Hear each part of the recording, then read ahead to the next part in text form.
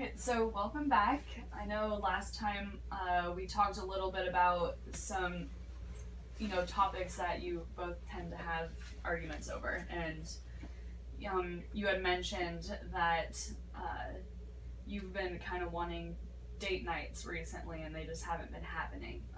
So tell me a little bit about how that's been whenever you bring up date nights with Laura.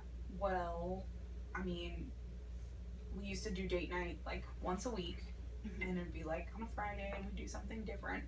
And now, like, for the last couple weeks, every time I go to approach Laura about date night, she's like, I don't want to talk about this right now, I have other things to do, and just kind of walks away.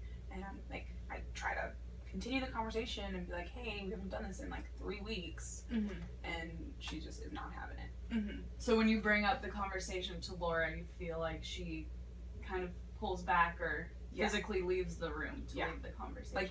Like we will be having a conversation in the kitchen, and then she will leave the room and go like upstairs and into our bedroom. That's gotta be tough. Yeah. Do you feel like that's what happens, or when Jessica has brought this, conversation to you, how do you feel like it goes? Well, I mean, I'm usually like working or doing something, and so to be interrupted repeatedly about something that I don't really have control over my work hours, and she just repeatedly badgers me about it. And when I'm trying to do something, then of course when I like leave and go into the other room. Yeah. So for you, you feel like the only way to actually stop the conversation is if you physically leave. Yeah. I mean, it sounds really nice how she's saying it, how she's coming out really open, but that's not like how it feels. So does it feel more like nagging, or what does it feel like to you when she because I've said before about that I can't do it, and it's just like trying to make me feel bad and badgering me about it all the time. So yeah, that's gotta be frustrating too, and you're trying to get something done and feel like you're being interrupted. But what I want us to try is, because it seems like this is kind of a difficult topic for you both, because you feel like you're wanting to have a date night happen, and you feel like you're maybe stressed from work, and that's something that you need to focus on right now. So I want this to, this topic to be easier for you both to talk about. So basically in EFT, what they call this type of communication is R, which is ARE. So the A stands for accessibility. So both partners being accessible to one another. So, you could be present, but maybe not necessarily accessible. Or if you're in a different room, that's not accessible for the conversation either.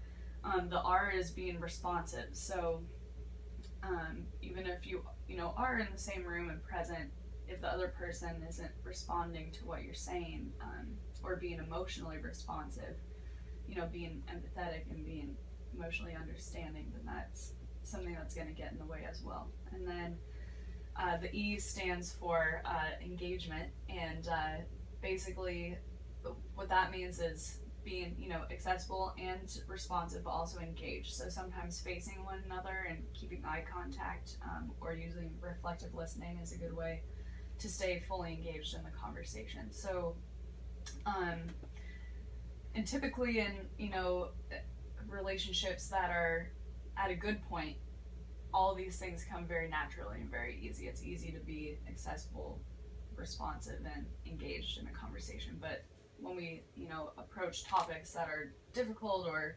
sensitive, we tend to react on, our unfulfilled attached needs.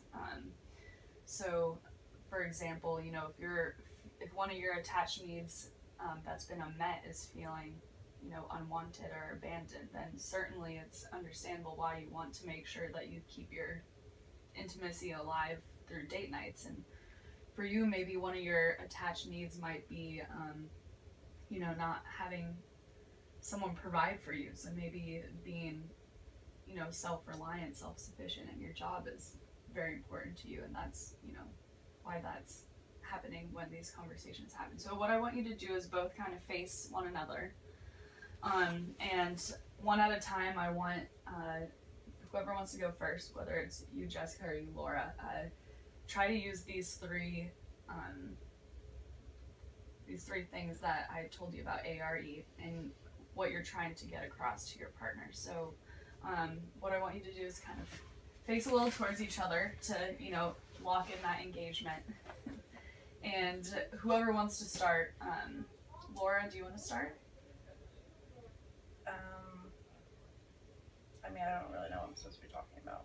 Okay, maybe just how you're feeling about when Jessica comes and, you feel interrupted. What does that kind of make you feel, and why does it bother you? Okay. Whenever you interrupt me like that, it's not that I don't want to talk to you or I don't want to have date night. It's just I need to work and get those, that's my priority, and I want to be able to have time with you. It's just I also want to be able to provide for the household, so I can't do everything. And I feel like you're not really understanding that it's not about you and that you're taking it really personally. Can I respond? Sure, yeah.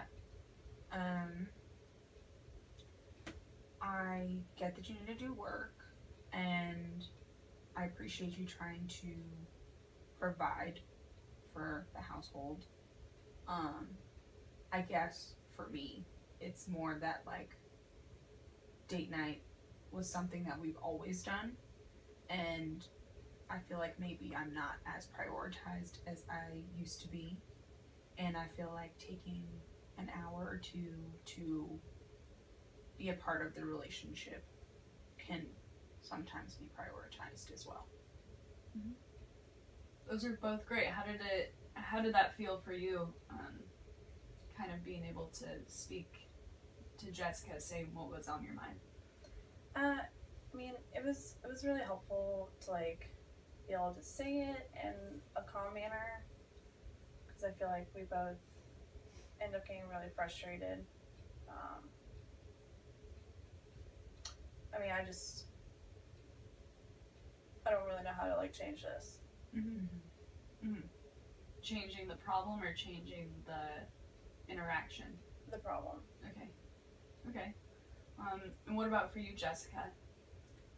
I mean, it was typically Laura doesn't talk when we talk about these things. I guess I'm kind of the only one talking. So hearing what you have to say about it was new. I guess I didn't realize how important it was for you to provide, and so it was interesting to step back and just listening. Yeah. And what was it like to have Laura be communicating back to you, and maybe you kind of taking a step back while you listened to what she had to say? What was that like? It was hard. Yeah. Because it's I didn't want to admit that I was coming in that direction, coming like that towards you, but hearing what you have to say was important, and so I'm gonna, I guess, try to listen more. Okay. And for you, Laura, was it hard to kind of be honest and, express what you were feeling and thinking? Yeah, because I mean, when I feel like I can't change it, then what's the point of really talking about it? Mm-hmm. Okay. So you both did a great job, and kind of the point of this exercise is to, when Jessica, how you said sometimes you feel like you're the only one talking. So when that happens in this type of a relationship and communication in the relationship, practicing this helps you to, how you said, take a step back and kind of listen to what Laura had been saying. And then for you, Laura, it gives you a chance to kind of speak your mind and feel safe to express what you're thinking and feeling. And as in regards to what you were saying, not knowing how to fix the problem yet, I kind of want you both to practice this exercise at home with either this topic or other topics that might come up that seem kind of sensitive or difficult as well. And next week we can process how that went and maybe come up with some ways that we can compromise to make this problem solved. Does that sound good? Yeah. All right. Well, I appreciate you both coming in, and I'll see you next week. Thank you.